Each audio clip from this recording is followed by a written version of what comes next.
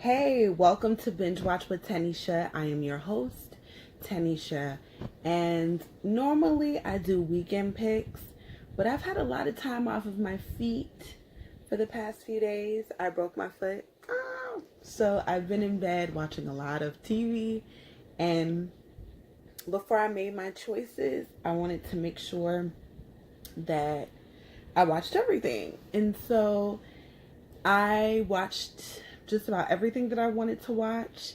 And so weekend picks went to week picks. And so I have some picks for you this week that I think that you would thoroughly enjoy watching throughout the week. I have my list is a little funny this go round. I would say it's a little interesting. But bear with me. I think that you'll enjoy what I have chose for you to get into. First, binge watch pick of this week is Charmed. And I'm not talking about the old Hallowell version, excuse me. I'm talking about the new and improved Charmed with three Latina sisters, Margarita, also known as Maggie, Mel, and Macy. Very, very, very, very good. I had started watching it, but then I fell off when they went to, you know how some shows will take holiday breaks. So Charmed is a show that took a holiday break, and when they went on break, so did I, and I didn't come back until this weekend. And I finished up this weekend. I haven't checked to see if there's going to be a second season. I really hope that there is one. Hopefully I'll give you some sort of update on that. But Charmed, second season.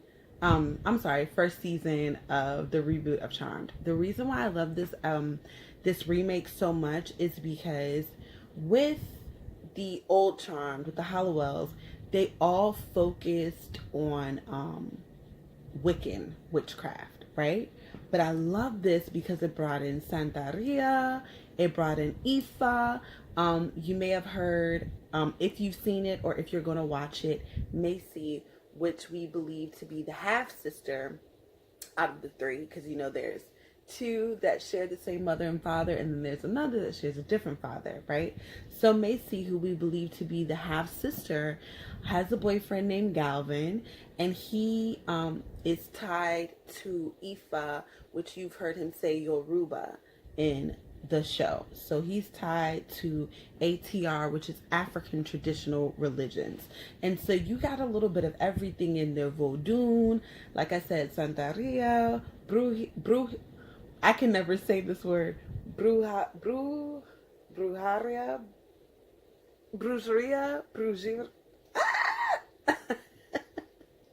language is not my strong point, but you feel me, right? So I really like how they incorporated all aspects of, I guess you could say, witchery. Okay, so tune into that. That's a really nice, good watch. Really nice, slow, fun watch. Okay, Charmed. And they're actually fighting the apocalypse. And they have some really good, what's the word that I'm looking for? Ties into the old or the original version of Charmed too, as far as who the half demon is, as far as swords, white lighters, all that good stuff. Charmed is my binge watch pick for the week. My movie pick. Now, I should have said this when I first started doing picks. A movie pick could be an old movie that I think you should go back and watch, because as we get older, we kind of look at things with a second eye, and there may have been things that I picked up on that I think you should go back and look at. It could be, I'm really into cult classics, so my binge watch pick could be something that I watched over the week. Like last week, I went back and forth between what my movie pick was going to be, but it ended up being Realm of the World. But I was going to do Paranormal Activity, The Marked Ones, which was really good. Not even for this week either. I might do a video on how that movie was kind of slept on, right? Out of the whole Paranormal Activity franchise, I feel like that one was the most slept on, but we'll talk about that some other time. But my binge watch pick of the week can sometimes be a trash movie that I think that you need to go back and look at because I think you've been blinded, right? And so this week, Strong Black Lead, which is a social platform, from Netflix that focuses on black leads in movies, shows, and shorts. Okay, so this week they put out their list of black lead movies and short films and stuff like that. Whatever, movies, films, series, whatever. That's going to be on Netflix. And at the top of the list, January 1st, was Carmen, the hip opera. I want you to go back and look at that. For some reason, a lot of people think that this was the greatest movie ever. And I think it's because when it came out, we were all young. TRL, MTV was the move. So to see all of those big major players rapping and singing, it's like, hey, the movie is trash, y'all. The movie is trash. And a lot of y'all were like, oh my God, that movie, Beyonce. No, I love Beyonce, so Beehive, don't come for me. I'm a very big Beyonce stan. I respect everything. But the movie, like a lot of movies in the early 2000s, was low budget. So that ain't even really what it was. The movie was horrible. Storyline, horrible. It was just awful. Nah, don't even go back and look at it. Okay? Go back, think that you're going to go and get your whole life, and by the end of it be like, I think my little 14-year-old eyes deceived me. Thing is, I think a lot of you have not watched it since 14, and so you're like, still like, oh my God, Carmen the hip opera. No, but go back and look at that thing one more time. Go back and look at that thing one more time. They would have done better with leaving Baps on there for another month. No, Baps is a great movie, great camp movie. I don't know what Carmen the hip opera, I don't know what that is. All right, so for pure comedy, nostalgia, cult sake, go on back and look at that. Child, for real, I'd rather you go and look at Pootie Tang. Now that's a movie. That's a movie. Okay? So anyway, that's my movie pick of the week. Carmen, a hip opera starring Beyonce and Mekhi Phifer.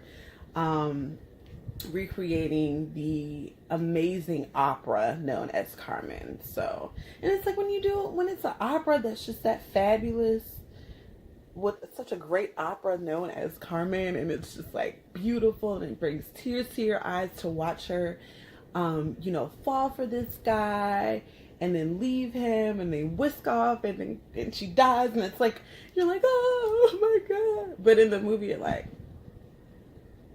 no, I don't wanna. Where she's pulling the death cards. And that's another thing. If you know anything, just anything about tarot, then you know that the death does not necessarily mean death. Yeah, it's just a trash movie. Go look at it. Go get your laugh on. Enjoy.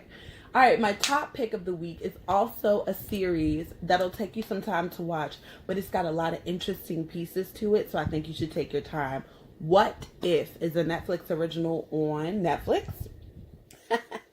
And it's starring Renee Zellweger as the money tycoon known as Aunt Montgomery. She actually she's an angel investor for this startup company that is to cure cancer. And she strikes a deal with this young lady, very green young lady with a multi-billion-dollar medical business on her hands, little does she know. And Anne Montgomery, played by, like I said, Renee Zellweger, comes in and just kind of just like, she just fucks her whole life up. Just great series. Please watch it. It's really nice to see Renee Zellweger, not Bridget Jones' Diary, wonky, cute little rom-com. It's really great to see her in this, and I think see her in this role, and I think that it fits her as she's aging. Get what I'm saying? I think it fits her perfectly. So I think that you should definitely check out What If on Netflix. Now, let's talk about some releases that came out this week. If you've taken the time to go check out my website, that's tanishacarter.me. That'll be in the description box. If you've taken the time to go to my website, then you've seen that I have a very strong foundation in spirituality and keeping up high vibrations and this, that, and the third. Over the weekend, the incomparable Ava DuVernay released When They See Us on Netflix, which is a story recounting the trial and the aftermath of the Central Park Five. Very, very disheartening story. The real life story is extremely disheartening. I know all the details about it because growing up, my grandmother made sure that I knew all that I was supposed to know about Black history and, what the world will see us, how they see us, when they see us. So I knew about it. There's a lot of people that probably didn't know anything about it. My mother is watching it. I have a few other people that I know that are watching it. There are some people that are adamantly like, no, I cannot watch this. This is a platform for binge watching. And one thing that's important is your energy and your spirit when you are ingesting these things. And I am talking specifically to my people of color. To see something like this day in and day out in real life and then like on TV can be re-traumatizing for you. Maybe not for all, but for some. But I want to ask you to prepare yourself when you're watching something like that, especially us. Okay? Something that emotions that we experience on a weekly basis, whether this show was out or not. These are emotions that we go through subconsciously. And so I want to tell you while you're watching it to take breaks, check in with yourself, feel your feelings. Are you okay? I don't want you to walk around with this rage because it's very easy to go and be re-triggered by this. And a lot of times I feel like docuseries and things of this nature are not for us. It might be by us, but it's not for us, if you catch my drift. Okay? So please, please be gentle with your energy, your soul, when watching When They See Us. It is important to know what happened. It is important to spread the news and share this story, but also make sure to check in with your well-being because it is a very, very heavy subject. Okay? Very heavy, very real. And like I said, something that we deal with on a regular, weekly basis. All right? So I want to encourage you to be careful with your energy and your space this week when watching this. And I want to encourage you to watch if that is what you want to. But if you don't feel it, don't force it. Okay? Those are my picks for the week. Binge watch Charmed. Go look at the Carmen Hip Hopper one more time. That's my movie pick. And my top pick, if you don't watch anything else this week, watch What If. Also, June 5th this week, this Wednesday, Grownish is back from their break too. So, I'm going to be live tweeting. Alright, so follow me on Binge Watch WT.